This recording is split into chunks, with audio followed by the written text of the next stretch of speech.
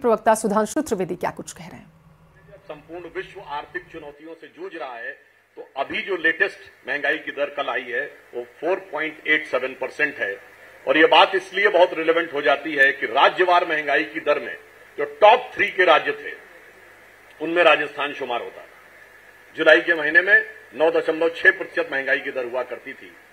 और यह बात मैं इसलिए भी कहना चाहता हूं कि जो लोग ये कहते थे कि अर्थव्यवस्था को तबाह कर दिया, बर्बाद कर दिया, उन्हें देखना चाहिए महंगाई की दर, इन्वेस्टमेंट और अभी जो दीपावली का सीजन गुजरा है उसमें कारों से लेके ऑटोमोबाइल से लेके सोने तक 20% से लेके 24% तक अधिक खरीदारी हुई है।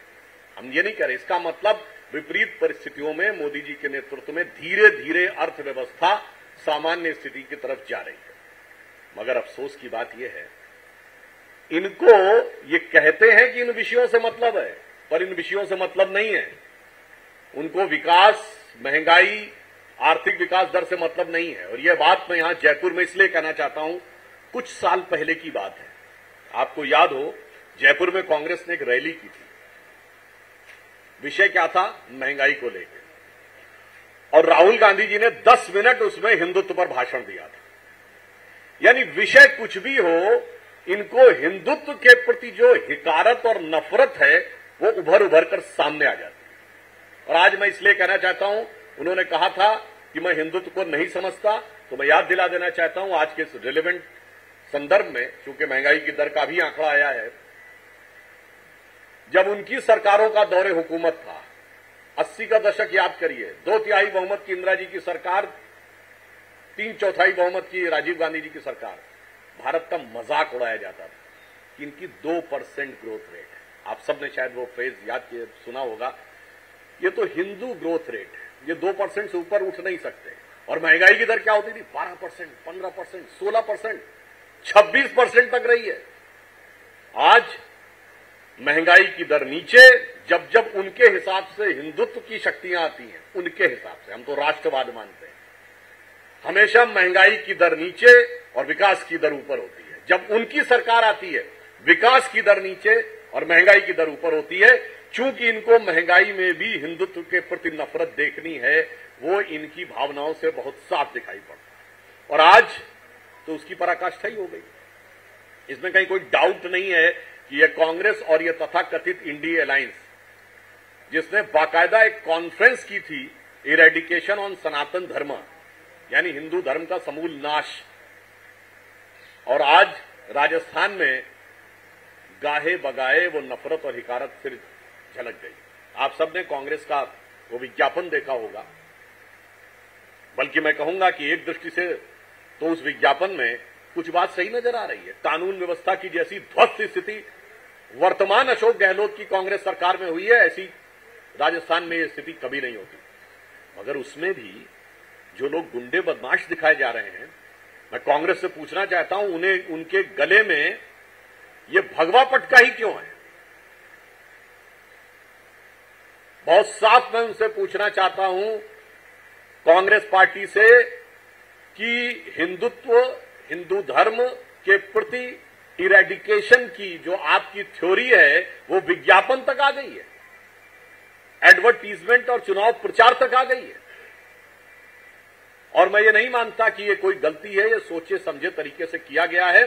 और जयपुर की धरती पर तो ये बात और अधिक महत्वपूर्ण हो जाती है। यही वो नगर है जहां तत्कालीन गृह मंत्री सुशील कुमार शिंदे ने जनवरी 2013 में ये कहा था कि आरएसएस वाले आतंकी कैंप चलाते हैं। होम मिनिस्टर ने कहा था। और जब सदन के पटल पे हमारी तत्कालीन नेता प्रतिपक्ष स्वर्गीय सुषमा स्वराज जी ने कहा था कि आप गृह मंत्री हैं, आप सदन के पटल पे वो तथ्य रखिए, तो गृह मंत्री ने अपना बयान विड्रॉ कर लिया था। यह दर्शाता है कि इनके मन में किस प्रकार का भाव था। और कांग्रेस की सरकार, जो वर्तमान सरकार आई है अशोक गहलोत जी की, इसके आने के बाद तो ये चीज पराकाष्ठा पे पहुंच गई है। इसी जयपुर में धमाके हुए थे, उसके बाद उनकी आरोपियों के ऊपर सजा करवाने के लिए जो एक प्रभावी कानूनी कार्रवाई होती थी वो नहीं की गई। किस ढंग से लचर पैरवी हुई ये सबको पता है। और इतना ही नहीं, अगर आप देखें, मगर उदयपुर में कन्हैयालाल साहू का सर तन से जुदा करने वालों के मामले के ऊपर क्यों सख्ती नहीं हुई पहले? वहां पे पुलिस लचर, और यहां पर भी एक गरीब व्यक्ति को जो व्यवसाय से दर्जी है उसके द्वारा पहले कहने के बाद भी आप सुरक्षा की व्यवस्था नहीं करते क्योंकि आपको लगता है वो चंद कट्टरपंथियों का वोट मुझे चाहिए। और इतना ही नहीं, लचर व्यवस्था तो ठीक है, यहां तो उदार व्यवस्था। कोटा में पीएफआई को रैली निकालने की परमिशन दी जाती है। तो मुझे लगता है कि भगवा के प्रति जो घृणा और वैमनस्य है, जो इसी जयपुर की धरती पर उनके गृह मंत्री ने अपनी सरकार के समय में कहा था, वहां से लेकर महंगाई की रैली में राहुल गांधी जी के मुंह से जो निकल गया था बरबस, वहां से लेके इस चुनाव में कांग्रेस के विज्ञापन तक बहुत साफ दिखाई पड़ रहा है। और इतना ही नहीं है, आप जिन लोगों की बात करते हैं, पिछड़े समाज की बात करते हैं, तो जिन जिन लोगों के साथ अत्याचार हुआ है और इन कट्टरपंथी जिहादी ताकतों ने जिनके साथ जिनकी हत्याएं की, वो किस समुदाय से आते थे? उनके प्रति किसी प्रकार की कोई चिंता नहीं है। चाहे वो भीलवाड़ा में आदर्श हो, चित्तौड़ के रतनलाल सोनी हो, झालावाड़ के कृष्णा वाल्मीकि हो, अलवर के हरीश जाटव और योगेश जाटव। यहां तक तो अलग है। जयपुर शहर की एक और घटना आपको याद होगी, हम लोगों को वहां पता लग गया भाई।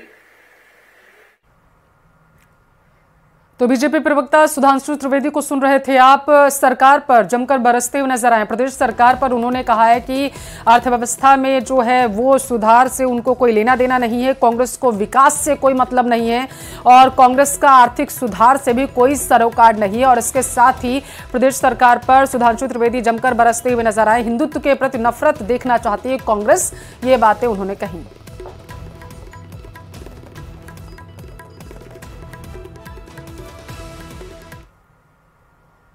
चलिए खबरों में आगे बढ़ेंगे। चित्तौड़गढ़ से बड़ी खबर है। आरएलपी के प्रदेश उपाध्यक्ष ने पार्टी को छोड़ दिया है। बताया जा रहा है कि गोपाल भील ने पार्टी से इस्तीफा दे दिया है। बीजेपी में शामिल होने का फैसला लिया गया है, ऐसी जानकारी सामने निकल कर आ पा रही है। सीपी जोशी ने पार्टी की उन्हें सदस्यता भी दिला दी है। तो इस वक्त की बड़ी खबर आप तक पहुंचा रहे हैं जो चित्तौड़गढ़ से सामने निकल कर आ रही है। एक बार फिर से बीजेपी का कुनबा बढ़ता हुआ नजर आया है। सीपी जोशी ने पार्टी की सदस्यता दिलाई है उन्हें।